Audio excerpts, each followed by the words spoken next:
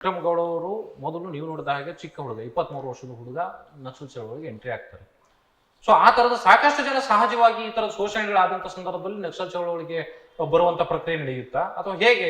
ಎಲ್ಲರೂ ಅಲ್ಲಿರೋದು ಯಾರಿದ್ದಾರೆ ಅನ್ಕೊಂಡಿದ್ದೀರಿ? ಅಲ್ಲಿರೋರು ಎಲ್ಲರೂ ಕೂಡ ಆದಿವಾಸಿ ಮಕ್ಕಳೇ, ಎಲ್ಲ ಬಡ ಕುಟುಂಬಗಳಿಂದ ಬಂದಿರುವಂತ ಮಕ್ಕಳೇ ಅವರೆಲ್ಲ. ಶ್ರೀಮಂತರು ಯಾರು ಅಲ್ಲಿಗೆ ಹೋಗೋದಿಲ್ಲ. ಅಲ್ಲ, ಈಗ ಸಾಕೇತ್ ರಾಜನ್ ಇರ್ಬೋದು, ನಾವಿರ್ಬೋದು, ನಾವು ಸೈದ್ಧಾಂತಿಕ ಕಾರಣಕ್ಕೆ ಹೋದಂಥವ್ರು, ಹೌದು, ಬದುಕಿನ ಕಾರಣಕ್ಕೆ ಹೋದಂಥವರು. ಅಲ್ಲಿ ಈಗ ಅಲ್ಲಿ ಉಳಿದಿರುವಂಥವ್ರು ಯಾರಿದ್ದಾರೆ, ಇವರೆಲ್ಲ ಬಹುಪಾಲು ಬದುಕಿನ ಕಾರಣಕ್ಕೋಸ್ಕರ ಬಂದಂಥವ್ರು.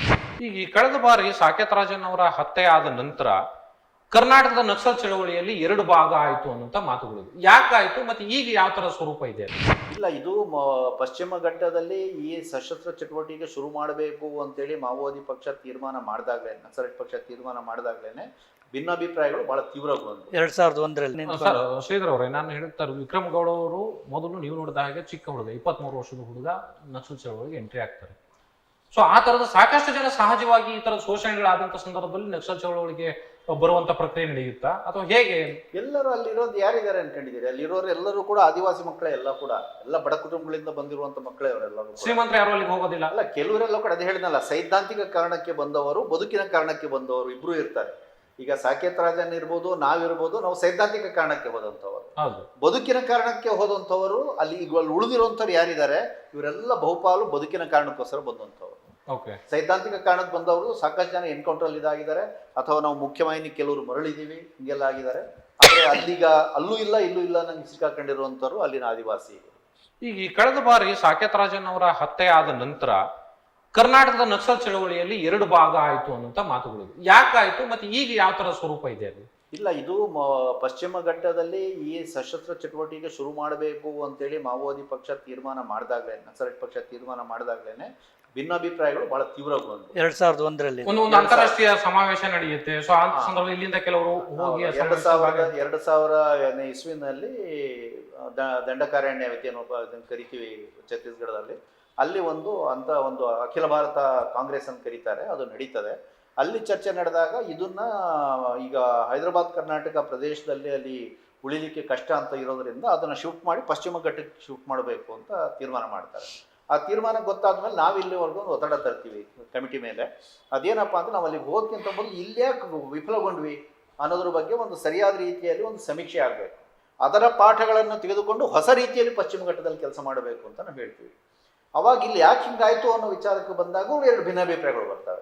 ಕೆಲವರು ಹೇಳ್ತಾರೆ, ಇಲ್ಲ ನಾವು ಪೊಲೀಸರು ಬಂದಾಗ ನಾವು ಇನ್ನೂ ಕೂಡ ಹೋಗಿ ಅಟ್ಯಾಕ್ ಮಾಡಲಿಲ್ಲ, ಹಾಗಾಗಿ ಅವ್ರ ಧೈರ್ಯ ಬಂದ್ಬಿಟ್ಟು ಹಳ್ಳಿಗಳಿಗೆಲ್ಲ ನುಗ್ಗಿತ್ತು, ಹಾಗಾಗಿ ಚಳವಳಿಗೆ ಹಿನ್ನಡೆ ಆಯಿತು ಅಂತ ಕೆಲವರು ಹೇಳಿದ್ರು ಸಾಕೇತ್ ರಾಜನ್ ಅವರು.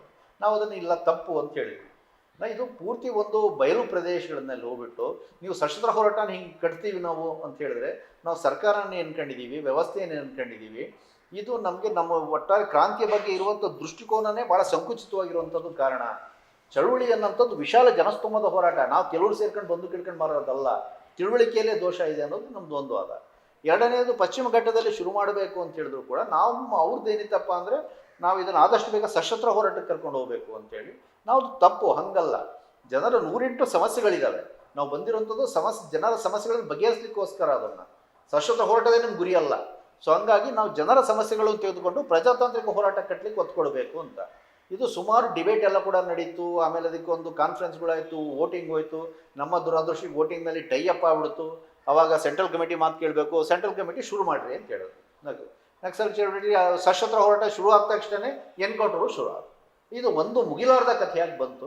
ಆದರೆ 2006 ಅಷ್ಟೊತ್ತಿಗೆ ಇನ್ನೂ ಭಾಳ ಚರ್ಚೆಗಳೆಲ್ಲ ಕೂಡ ನಡೆದು ಅವಾಗ ನಮ್ಗೆ ಅನಿಸಿದ್ದು ಇದು ನಮ್ಗೆ ಎಲ್ಲೂ ಕರ್ಕೊಂಡು ಹೋಗೋದಿಲ್ಲ ಅನ್ನುವಂಥ ತೀರ್ಮಾನ ಮಾಡಿ, ಕೇವಲ ರಕ್ತಪಾತ ಅಷ್ಟೇನೆ ಇದು ರಕ್ತಪಾತಕ್ಕೆ ಇನ್ನೊಂದಿಷ್ಟು ನಷ್ಟಕ್ಕೆ ಇದು ಕಾರಣ ಆಗುತ್ತೆ ಬಿಟ್ಟರೆ ಇದು ಕ್ರಾಂತಿ ಕಡೆ ಎಲ್ಲೂ ಕರ್ಕೊಂಡು ಹೋಗೋದಿಲ್ಲ. ಕ್ರಾಂತಿಯ ಹಾದಿ ಏನು? ಕ್ರಾಂತಿಯ ಯಾರು ರೆಡಿಮೇಡ್ ಹಾದಿ ಯಾರ ಹತ್ರನೂ ಇಲ್ಲ. ಪ್ರತಿಯೊಂದು ದೇಶನೂ ಕೂಡ ತನ್ನ ಹಾದಿನ ತಾನು ಆವಿಷ್ಕಾರ ಮಾಡ್ಕೋಬೇಕು. ರಷ್ಯಾದಲ್ಲದಂಗೆ ಚೀನಾದಲ್ಲಾಗಿಲ್ಲ, ಚೀನಾದಲ್ಲದಂಗೆ ಕ್ಯೂಬಾದಾಗಿಲ್ಲ, ಕ್ಯೂಬಾದಲ್ಲದಂಗೆ ವಿಯೆಟ್ನಾಂ ಆಗಿಲ್ಲ, ವಿಯೆಟ್ನಾಮದಾಗ ಭಾರತದಲ್ಲಾಗಲ್ಲ. ಭಾರತದಲ್ಲೇ ಉತ್ತರ ಭಾರತದಲ್ಲಿ ಆದಂಥ ಕ್ರಾಂತಿ ಕರ್ನಾಟಕದಲ್ಲಿ ಅದೆಲ್ಲ ಕೂಡ ಅಲ್ಲಲ್ಲಿನ ಪರಿಸ್ಥಿತಿ ಕಂಡುಹಿಡ್ಕೋಬಿಟ್ರೆ ಅದನ್ನು ಹಿಂಗೆ ಮಾಡೋಕ್ಕಲ್ಲ. ಸಿದ್ಧರು ಮಾದರಿ, ಚೀನಾ ಮಾದರಿ ನಮ್ಮ ಹಂಗೆ ನಡೆಯಲ್ಲ. ಸೊ ಹಾಗಾಗಿ ಒಂದು ಹೊಸ ಮಾದರಿಗಳಿಂದ ನಾವು ಪ್ರಯೋಗ ಮಾಡ್ತಾ ಕಲಿತಾ ಮಾಡಬೇಕು. ಸೊ ಅದರ ಭಾಗವಾಗಿಯೇ ನಾವು ಬಂದ್ವಿ. ಅದರ ಮೇಲೆ ಕೇಸಸ್ ಇದ್ದರಿಂದ ನಾವು ಮುಖ್ಯವಾಹಿನಿಗೆ ಬರೋಕ್ಕಾಗಿರಲಿಲ್ಲ. ಆದರೆ ಒಳಗಿದ್ಕೊಂಡೇ ಮುಖ್ಯವಾಹಿನಿ ಚಳವಳಿ ಕಟ್ಟಲಿಕ್ಕೆ ನಾವು ಪ್ರಯತ್ನಗಳು ಮಾಡ್ತಾ ಇದ್ವಿ. ಒಂದು ಅವಕಾಶ ಸಿಕ್ಕಾಗ 2015ರಿಂದ ನಾವು ಮುಖ್ಯವಾಹಿನಿಯ ಕೆಲಸ ಶುರು ಮಾಡಿದ್ವಿ. ಅಲ್ಲಿಂದ ಕಳೆದ 10 ವರ್ಷ ಏನು ಬಂತು, ಇದು ನಮಗೂ ದೊಡ್ಡ ಅನುಭವ.